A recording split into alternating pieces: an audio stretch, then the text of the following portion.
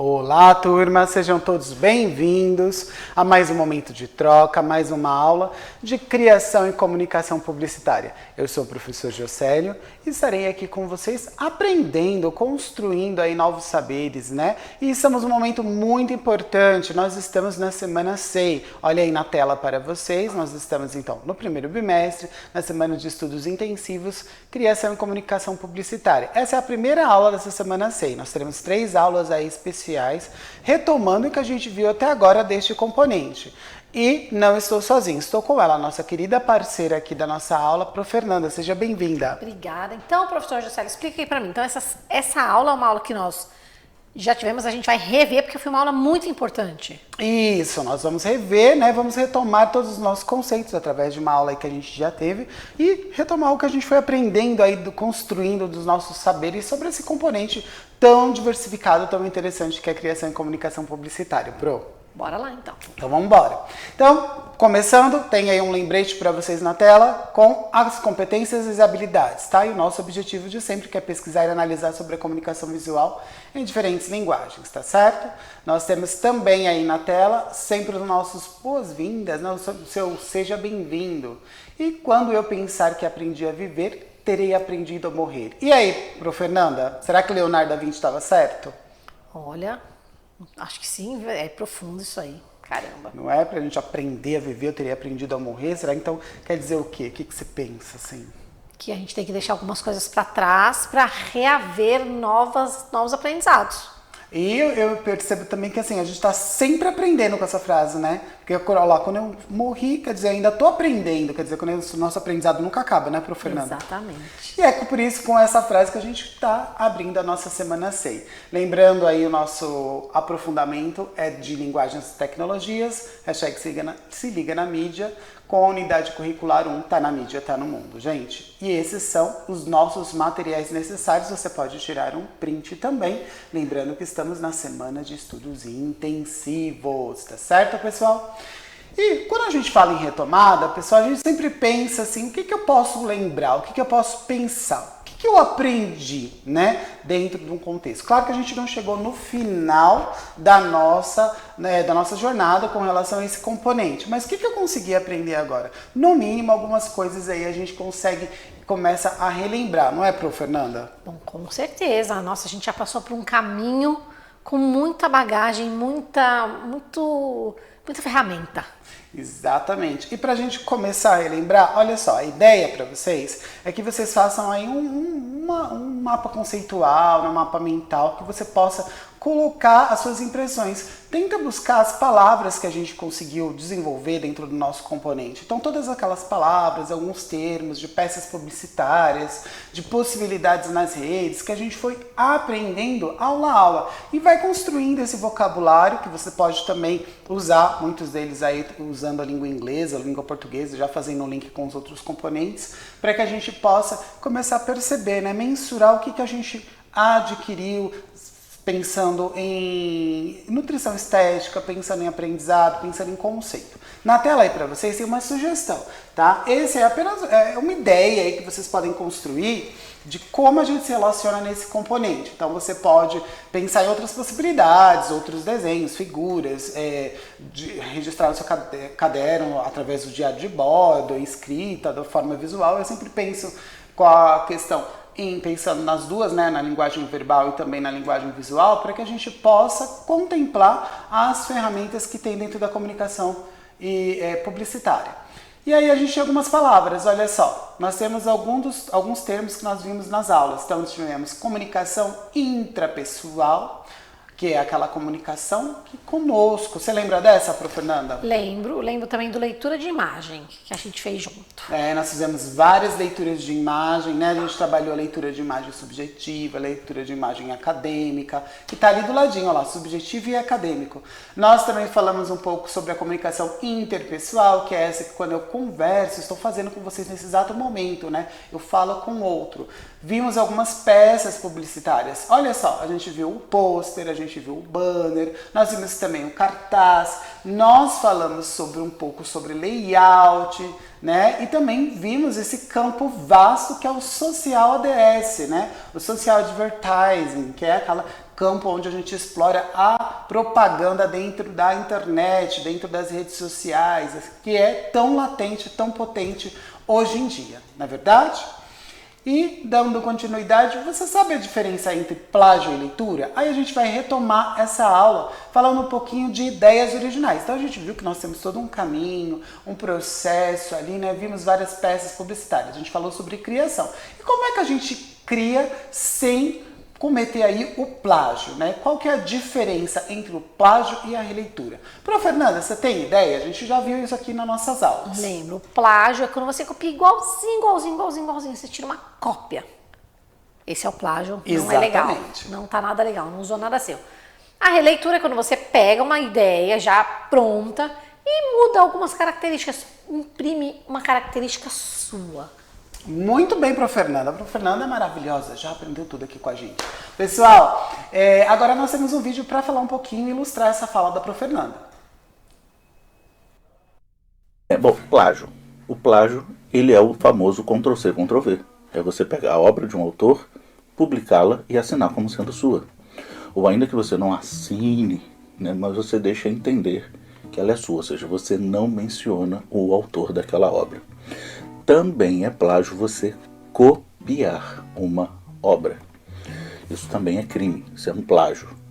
Tá? Então, tanto você tomar posse como você copiar integralmente uma obra é plágio e isso é crime. Na fotografia, eu diria que é praticamente impossível você não cometer um plágio. Tá? Porque, primeiro, é interessante você fazer plágio. Por exemplo, você viu uma foto de um fotógrafo.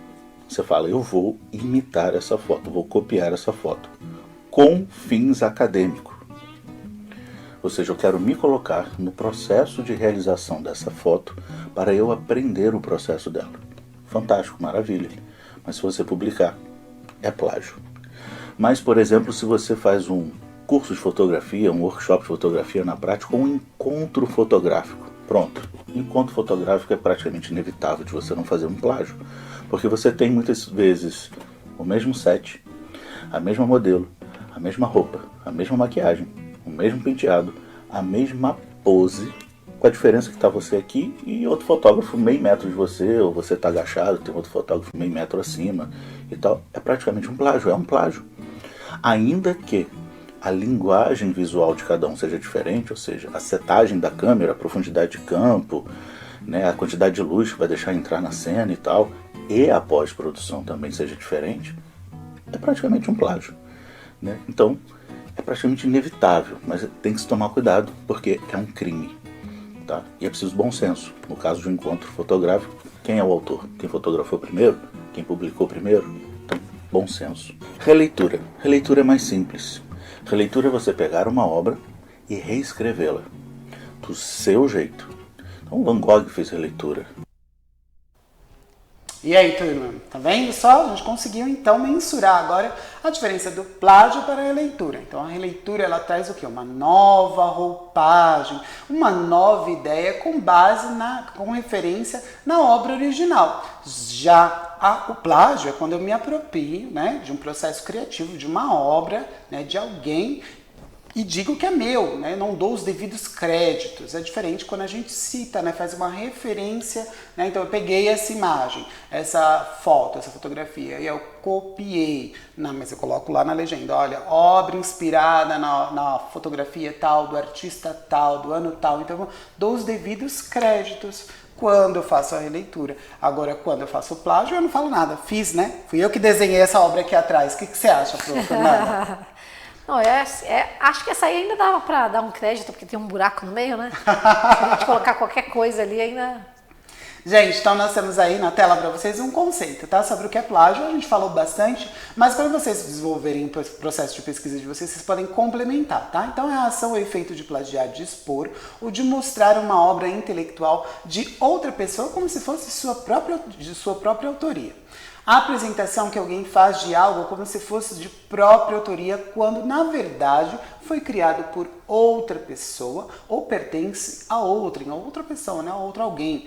Cópia, imitação, plágio de um livro, trecho de música, de uma pintura, etc. Então qualquer obra que você se refere artística, que você se apropria e não dá os devidos créditos, é considerado plágio, né?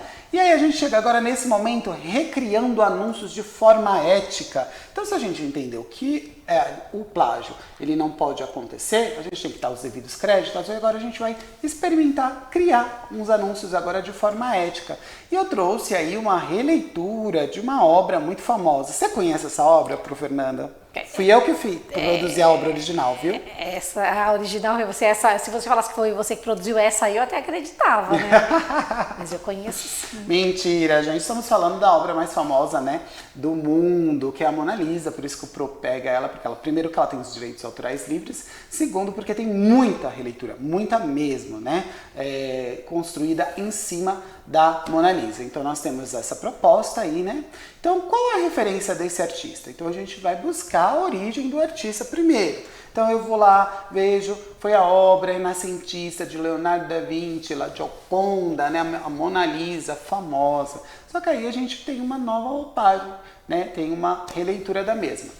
Ele se inspirou, esse artista, em que ou em quem? Ou tal obra é plágio? Então a gente começa a questionar. Então eu descobri a referência, né? Eu percebo em que ele se inspirou, que foi na Mona Lisa, né? Em quem, que foi no Leonardo da Vinci, e qual é a obra? Eu identifiquei a obra, tá certo? Qual o contexto histórico e político em que o autor estava inserido? Aí a gente demanda um pouquinho de pesquisa. A gente está falando do Renascimento, é um período ali que está imerso dentro da Idade Média. Eles têm alguns conceitos, alguns padrões de beleza. A gente tem algumas ferramentas tecnológicas que não existem mais. Por exemplo, a Mona Lisa é uma pintura, a gente tem aí uma fotografia, né, onde tem uma inserção dos óculos, tem uma modificação dos cabelos da Mona Lisa também, né? Então a gente começa a diferenciar. Poderia ser que esse artista, né, quando produziu a sua releitura, modificasse as roupas, as vestimentas dela também. Mas, no caso, ele quis conservá-la de algum modo, por alguma ideia, provocação, intencionalidade. Ele manteve ali a roupagem, né, a vestimenta dela. E a última é uma releitura de uma obra mais conhecida? A gente sabe que sim, né? Já foi respondido aí para vocês, tá certo? E o que vem a ser agora? Então a gente viu como era um plágio, entendemos o plágio, vimos também como a gente pode fazer uma releitura citada aí, por exemplo, com o exemplo da Mona Lisa, de forma ética, e agora a gente vai entender um pouquinho do conceito de releitura, que a gente já falou bastante nas aulas, hein? Vocês já estão sabendo bastante, mas como é nossa revisão aí, vamos embora. Composição ou criação de alguma coisa a partir de outra existente. Elaboração de uma obra tendo outra como base. Ação de interpretar novamente alguma coisa, acrescentando algo novo e original. Por exemplo, o professor fez uma releitura do consumismo. Aí ele está consumindo comunismo, mas era o consumismo. A ação ou efeito de ler novamente, tá bom? Então a gente faz a possibilidade de reconstruir uma ideia através da releitura. E aí a gente tem o nosso momento de exercitar, que é o momento de pesquisa de sala de aula invertida, recriando anúncios de forma ética, continuando. Então nós vimos agora lá mais uma possibilidade de releitura da obra Mona Lisa. Está utilizando uma referência artística? A gente já sabe, nós percebemos que sim, porque se trata da obra Mona Lisa novamente. É a criação de uma nova obra? É uma criação de uma nova obra, não é, Prof. Fernanda? É uma criação de uma nova obra, sim. Só está com alguns elementos da Mona Lisa, mas está bem modificado. É isso, a gente vê que tem uma coloração das cores bem diferenciada, o fundo não é o mesmo, a paleta de cores se modificou, conserva-se ali a postura, né, da personagem. A gente viu que para fazer um link com a obra original, ele conservou o posicionamento da Mona Lisa, que é essa mãozinha cruzada com cara de paisagem. Ela tem uma cara de paisagem, né? Aquela casinha assim, né? Ai, estou bem, mas não estou, tudo bem, vamos embora. E depois nós temos, percebemos a compreensão na leitura de obra original? compreendemos. Sim. Você conseguiu identificar que era a Mona Lisa, né, Prof. Fernanda? Sim, super. Então, conseguimos contemplar mais um momento aí das nossas perguntas. E a última, é a mesma técnica empregada na obra original ou outra linguagem artística? E aí, Prof. Fernanda? Super legal. Essa parte que eu até fiquei pensando, né? Quem faria hoje em dia uma releitura com pintura a óleo? Bem difícil, né? Nem tinha, né? Nem tinha pintura a óleo, na verdade era a têmpera, né? Era outro tipo de tinta. Mas quem faria hoje, né? Tinha mais fácil fazer uma colagem, um desenho, algum desenho gráfico. Ou, de repente, até tirar uma fotografia, né? Posicionar alguém ali com a postura da Mona Lisa, assim, ó. Carinha de paisagem, né? E a gente tem muitos aplicativos que fazem isso. Inclusive, eu fiz o Mono Liso, do professor Josélio. Que legal. Coloquei assim, com cara de paisagem, né? Então dá pra você colocar a carinha de vocês aí, né? Tem aplicativo que faz isso em segundos. Vocês, estudantes, devem saber, conhecer várias possibilidades, eu né? quero conhecer, quero fazer uma. É muito legal. Finaliza. Tem várias possibilidades. Você pode colocar em outras obras, como no Grito, né? A Última Ceia, enfim, tem várias outras possibilidades. São aplicativos que a gente encontra, principalmente porque essas obras, como elas são muito antigas, elas estão em domínio público. Então não precisam pagar os direitos autorais e fica mais fácil, né? E utilizar só cita os devidos créditos, né? Para não considerar o plágio. Porém, não precisa pagar os direitos autorais, tá certo? É uma alternativa muito latente dentro do mercado publicitário, porque aí você não precisa pagar, né, esse investimento de direitos autorais, né, Prof. Fernanda? E é uma obra conhecida, acaba ficando próximo à maioria do público, né? Aí, gente, a gente entra numa terceira vertente agora, que a gente falou da releitura e do plágio. Mas e quando a gente tem uma inspiração? O que é inspiração? Vamos lá? Segundo o dicionário, ato de fazer com que alguém seja influenciado, inspirado, né? E dar uma influência, ideia repentina e momentânea. Então, aquela inspiração rápida que deu na gente. A força inspiradora, a grande inspiração. Resultado do que foi criado a partir de um estímulo de criação. Você acha que a leitura tem muito de inspiração, Prof. Fernanda? Eu acho que sim, com certeza. E olha, lembrando que a inspiração é uma coisa que acontece em momentos diversos, mas eu acho que principalmente quando você está com a cabeça relaxada. Por isso a importância dos momentos da gente estudar, trabalhar, acordar cedo, mas momentos da gente ter aquele momentinho nosso, relax. Que acho que é aí que vem as inspirações, assim. É verdade, essas grandes ideias vêm nesse momento que a gente está relaxando e às vezes a gente nem escuta, viu, pessoal? Por isso que é legal você ter um caderno como diário de bordo, né? Um diário de práticas e vivências. Porque você vai registrando, às vezes a gente tem uma ideia e nunca mais você retoma. É que nem um sonho. Sabe aquele dia que você sonhou, o sonho foi super legal, o sonho foi super assustador, e depois você esquece, você quer lembrar para contar para alguém? É a mesma coisa a questão da inspiração. Claro que existe a inspiração direcionada no processo criativo. Então, por exemplo, eu vou e busco através do briefing, lembra que a gente falou sobre o briefing nas aulas? Né? Possibilito ali várias referências e vou buscando inspiração pelo que eu quero construir. Né? Então, de repente, eu quero fazer uma propaganda sobre lápis de cor. Então, como é que funciona? Eu olho vários comerciais sobre o lápis de cor, eu vou olhar as referências, né? O que significa, eu estudo, eu desenvolvo esse processo de pesquisa e vou buscando inspirações dentro dessas nutrições estéticas, né? Que é a apreciação. Então, eu vi vários banners, cartazes, né? Que estão direcionados para esse produto. Eu olho e aprecio os comerciais que são vinculados sobre esse produto. E aí eu venho com a minha ideia, a minha roupagem e penso através da minha inspiração, que pode ser direcionada com referências ou realmente como a Prof. Fernanda trouxe. Eu estou lá em casa, pensando na vida e de repente, plim, tem uma inspiração.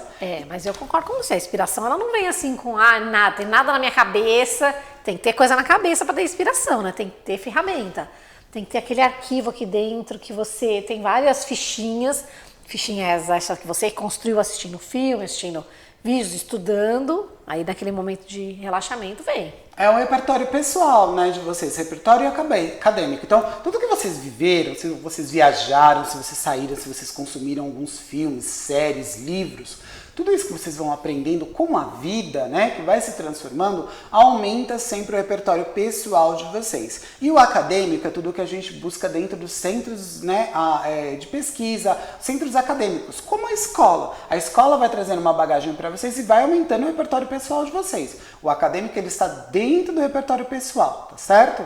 Então você vai construindo, quando você olha, você tem muitas ideias. Por quê? Porque você já consumiu muitas referências. E aí, em cima de todas essas referências, você consegue desenvolver um processo criativo de uma forma mais fácil. Isso acontece muito nas aulas de arte, né? Quando a gente passa uma atividade e vocês, estudantes, falam, pronto, tô sem ideia. Não sai.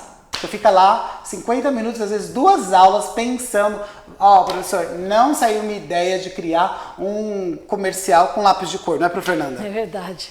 Quantas vezes eu vi os estudantes assim, fica lá com aquele papel em branco e lá, e não sai. Por quê? Naquele momento não deu referência nenhuma para vocês.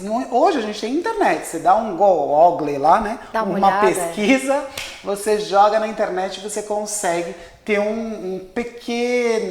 fazer um pequeno briefing, vamos dizer assim, né? Porque o briefing, ele traz todas as ideias, mas também demanda pesquisa sobre, tá? Não é só apreciar as imagens. Mas você começa ali por essa busca, ter algumas referências, falar, olha, legal, olha, eu sempre lembro também, viu na internet, dê as devidas referências, não adianta ir lá copiar o desenho, falar, e aí? Aí já entra o plágio de novo, tá? Então é diferente a gente ter a inspiração, tá certo? E chegamos ao momento, então, do nosso protagonismo juvenil, gente. É o momento de vocês. A gente falou bastante, mas agora é hora de vocês produzirem as ideias de vocês, tá certo? Vamos lá, possibilidades de leitura nas redes. Aí a gente vai começar a lembrar as peças publicitárias. A gente tem primeiro o pôster. O pôster é uma peça publicitária, como o outdoor, que tem o objetivo de demonstrar informações e dados mais relevantes. Então, todo mundo conhece o que é um pôster, né, Pro? Acho que a maioria sim, né? É uma coisa bem comum, tem em tudo quanto é lugar, fácil acesso, tranquilo. E o banner? Vocês já pensaram que existe o pôster e o banner? A gente vai falar um pouquinho sobre a diferença deles. O banner, gente, é uma peça fabricada em tamanhos maiores. Ele é utilizado principalmente para apresentações em eventos e para divulgação de estabelecimentos comerciais. No entanto, apesar de não haver um limite para a criação, é rara a produção de banners com tamanho inferior aí de 40 a 60 centímetros. Tá? Então a gente tem 2 momentos aí, a gente tem o pôster e o banner. O pôster, eu vejo muito nas escolas, sempre vi lá na escola, naquele mural, sabe aquele curso que está passando no corredor e tem um pôster ali? Então, ali você vê bastante circular essa peça, não é, professor? Aquele tipo de vacinação, lembro disso. Vacinação, feira cultural, às vezes a escola faz um pôster de informe sobre algum evento que tem, né? Sobre o cronograma que vocês têm aí do bimestre, para informar as aulas que terão no centro de mídias. Então a gente tem várias possibilidades de pôster e que normalmente eles são bem direcionados a objetivos para informar. Quando a gente pensa em criação publicitária, eles são mais lúdicos, né? Cores fortes, vibrantes. Mas quando a gente fala esses da escola, né, que são mais rápidos para serem produzidos, eles são bem objetivos. Mais clássicos. Clássicos. E é uma ideia de você quebrar esses paradigmas aí, ó. Dá uma sugestão sobre o professor, fala, Pro, o que você acha de a gente fazer o horário nosso aí da escola de uma forma bem diferente? Olha, já é uma possibilidade de potencializar seu processo criativo. Já o banner eu dificilmente vejo na escola, né, Pro Fernanda? Banner também é difícil, eu vejo mais aquilo que você falou, em loja, porta de loja, eu vejo bastante, evento. Bastante em faculdades, em eventos, né, feiras científicas, por ter a necessidade da apresentação, né, então a gente vê por ele ser um pouco maior. E aí a gente começa a pensar um pouquinho nessa diferença. Olha só na tela para vocês. Então, existe uma diferença entre pôster e banner. Já pararam para pensar? Os pôsteres são feitos de papel impresso, como eu disse para vocês, tem nos murais, né? Projetados para serem anexados a paredes ou em outras superfícies verticais, né? Planas. Já os banners, eles são feitos de vinil e são projetados para serem pendurados em algum lugar alto, né?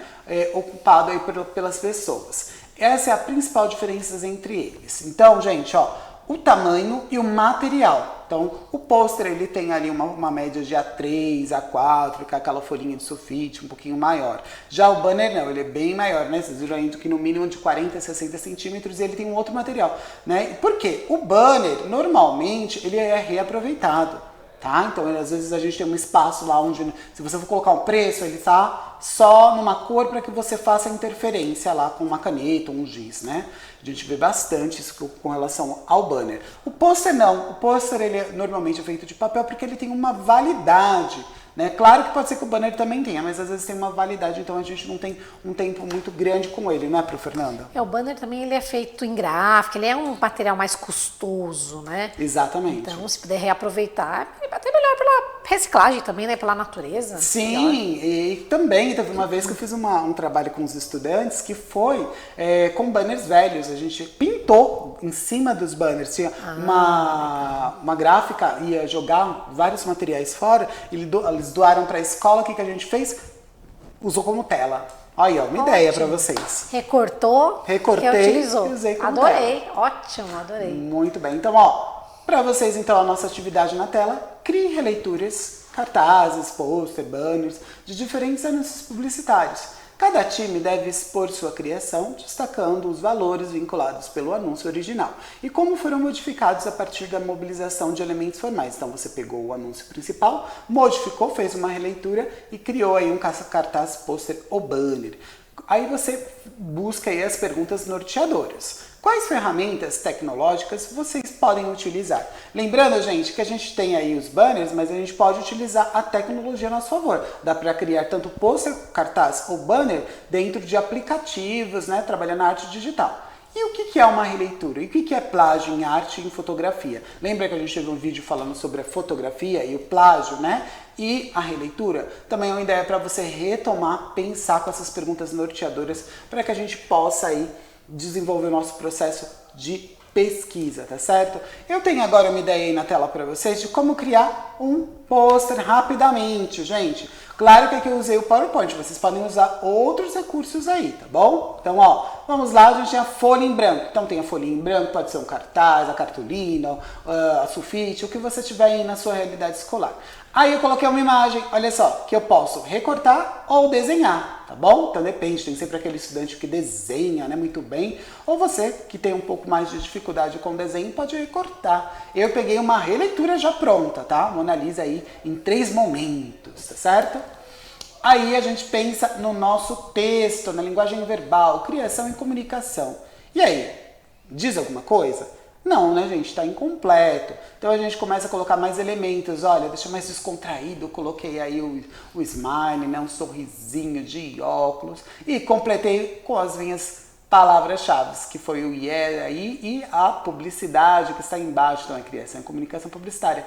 Rapidamente, gente, eu fiz o meu, tá? É uma proposta bem simples, bem simples. Vocês, com as ideias de vocês, têm a possibilidade aí de potencializar esse anúncio e deixar maravilhoso, bem criativo, bem colorido e direcionado, tá? Por exemplo, o meu aqui, para que temática você poderia utilizar, hein? E aí, você colocaria esse pôster para quê? Só para a aula do professor ou dá para utilizar para mais algum outro momento? Dá pra vender óculos escuros aí, hein? É mesmo, ó. Boa, a gente pode colocar até um óculos nas 3 monas ali embaixo, né?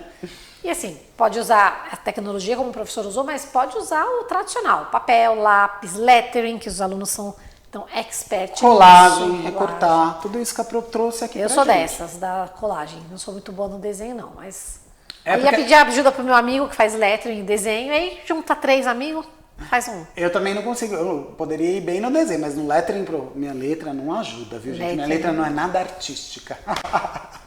Mas é isso aí, então é uma ideia, uma potencialidade para vocês, tá? Não se esqueçam, vocês podem consultar o box de integração, para que vocês vejam o que está acontecendo dentro dos outros componentes, tá certo, gente? E o que nós revisitamos hoje? Revisamos e refletimos sobre o plágio, releitura, a cópia em anúncios publicitários, conversamos sobre as diferenças entre pôster e banner. E o que vem por aí? Pesquise possibilidades de layout ou uso de cores no processo de criação em anúncios publicitários. Então a gente vai retomar um pouquinho o layout na próxima aula, nessa semana 6, semana de estudos intensivos, gente, é revisão. Estou retomando aqui com vocês o que a gente conseguiu desenvolver no nosso componente, tá certo? Você que está estudando sozinho, de forma assíncrona, estudante, tem aí na tela, ó, os estudantes podem pesquisar e realizar releituras interpretativas de anúncios veiculados nas redes sociais, explorando o cartaz como ferramenta e respondendo as perguntas norteadoras da aula. Assista a vídeos que falem sobre leitura de imagens e marketing publicitário nas redes sociais. E não esqueça de marcar o professor, porque eu quero ver as atividades de vocês, hein? Por favor, você que está vendo aí nosso componente. Prof. Fernanda, muito obrigada pela sua participação. Obrigada, adorei. E daqui a pouquinho aí a gente tem mais aulas retomando na semana 6. Um abraço, turma, e até a próxima. Tchau, tchau.